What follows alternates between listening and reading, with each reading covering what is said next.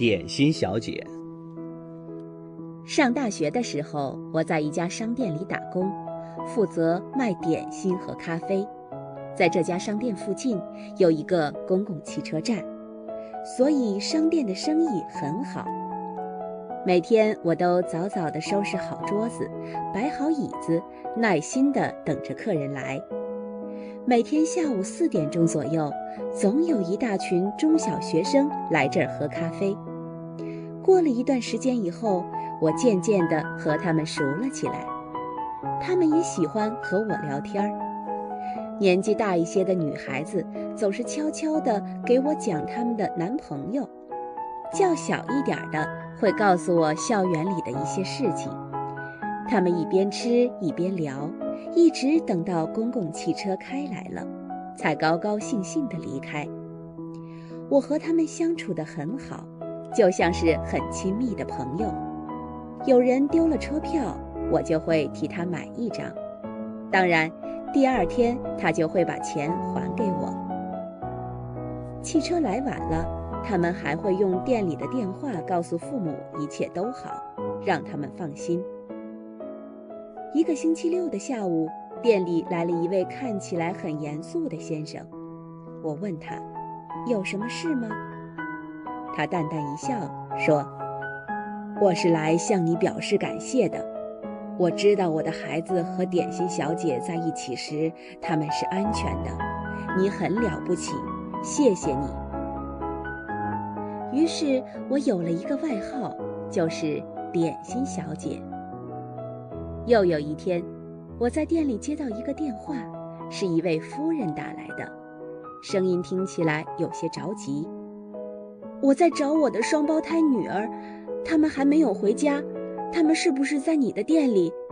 对，他们是在我这儿，要我替您捎个话吗？好，那就太感谢你了。几年以后，我离开了这家商店。后来我有了自己的孩子，我发现他们也常常得到别人的帮助。有一天深夜，一位公共汽车司机一直陪着我的女儿，直到我开车去接她。于是我知道她也遇到了一位真正的点心小姐。人生。从前有一位很有名的哲学家，迷倒了不少女孩子。有一天，一个姑娘来敲他的门说，让我做你的妻子吧，错过我，你就找不到比我更爱你的女人了。哲学家虽然很喜欢她，但仍然回答说，让我考虑考虑。然后哲学家用他研究哲学问题的精神，把结婚和不结婚的好处与坏处分别列了出来。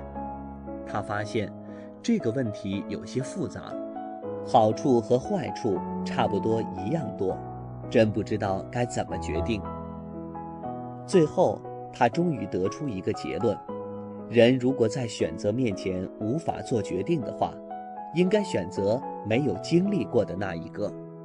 哲学家去找那个姑娘，对他的父亲说，您的女儿呢？我考虑清楚了，我决定娶她。但是他被姑娘的父亲挡在了门外。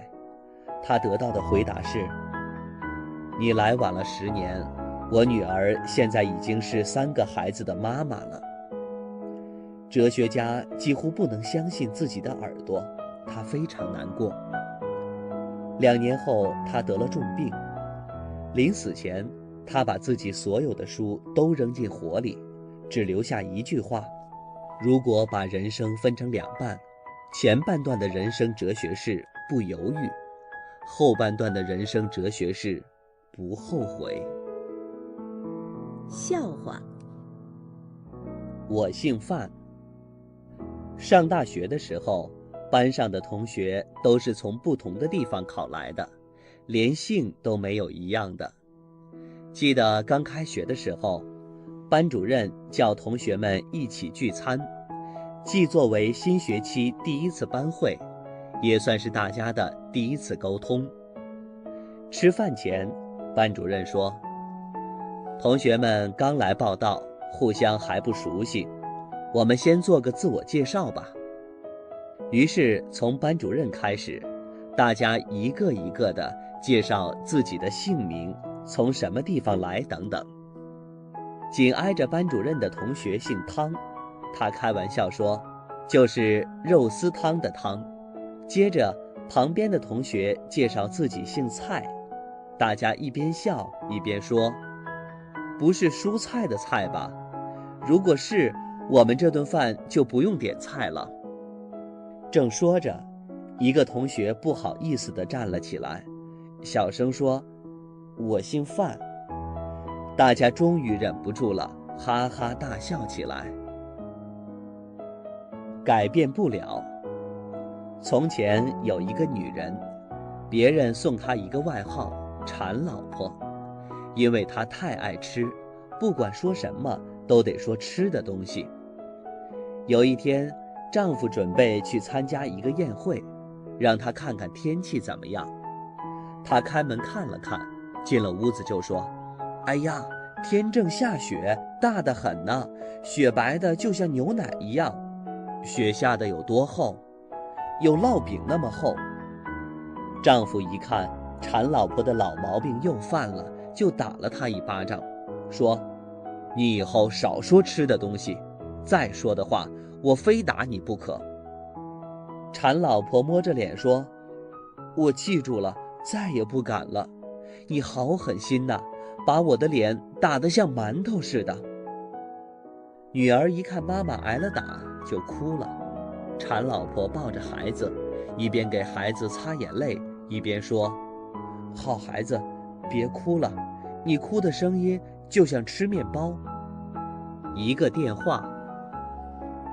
我儿子上初中3年级的时候，他父亲去世了。父亲去世后，他的性格有了很大的变化，学习成绩一天比一天差。我想了各种办法帮助他，但是我越想帮他，他离我越远，不愿意和我谈话。学期结束时，他已经缺课95次，物理、化学和外语考试都不及格。这样看来，他很有可能连初中都毕不了业。我很着急，用了各种各样的办法，但是批评和表扬都没有用，他还是老样子。有一天，我正在上班，突然接到一个电话，一个男人说他是学校的辅导老师。我想和您谈谈张亮缺课的情况。我把自己的苦恼和对儿子的爱都告诉了这个陌生人。最后我说，我爱儿子，我不知道该怎么办，看着他那个样子，我很难过。我想了各种办法，想让他重新喜欢学校，但是，这一切都没有作用，我已经没有办法了。我说完以后，电话那头没有回答。过了一会儿，那位老师说，谢谢您抽时间和我谈话。说完就挂上了电话。儿子的下一次成绩单来了，我高兴地看到他的学习有了很大的进步。1年过去了，儿子上了高中，在一次家长会上，老师表扬了他的进步。回家的路上，儿子问我，妈妈，还记得1年前那位给您打电话的辅导老师吗？我点了点头。那是我。儿子说，我本来是想和您开个玩笑的，但是听了您的话，我心里很难过。那时候我才知道，爸爸去世了，您多不容易啊！我下决心一定要成为您的骄傲。黄金周，痛痛快快玩一周。我的老家是河北省的一个小城。27岁以前，姐姐没有去过河北省以外的地方。那时候，姐姐的假期很少，只有春节才能连着休息6、7天。可是春节是全家团圆的日子，她哪儿也不能去， 1997年，我大学毕业，留在北京一家公司当推销员，能够全国各地到处跑，姐姐很羡慕。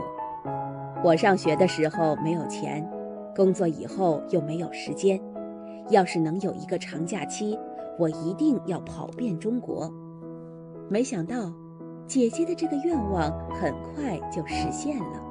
1999年，政府开始实行黄金周休假制度，每年的春节、五一和11，全国放假3天，加上周末有整整1周的时间。对辛苦工作的人来说，有这么一个长长的假期，真是太难得了。黄金周还没到，姐姐就开始做旅行的准备工作，一方面决定去什么地方，另一方面再联系好旅行社，只等休假开始，马上就出发。几年过去，姐姐已经去过了很多地方，去海边晒过太阳，去草原骑过大马，看过黄河，游过长江。外面的世界真精彩。每次旅行回来，姐姐都会开心地说这么一句。现在她已经制定了一个大计划，一个省一个省的看，一个地方一个地方的走，直到走遍中国，老的走不动了才停。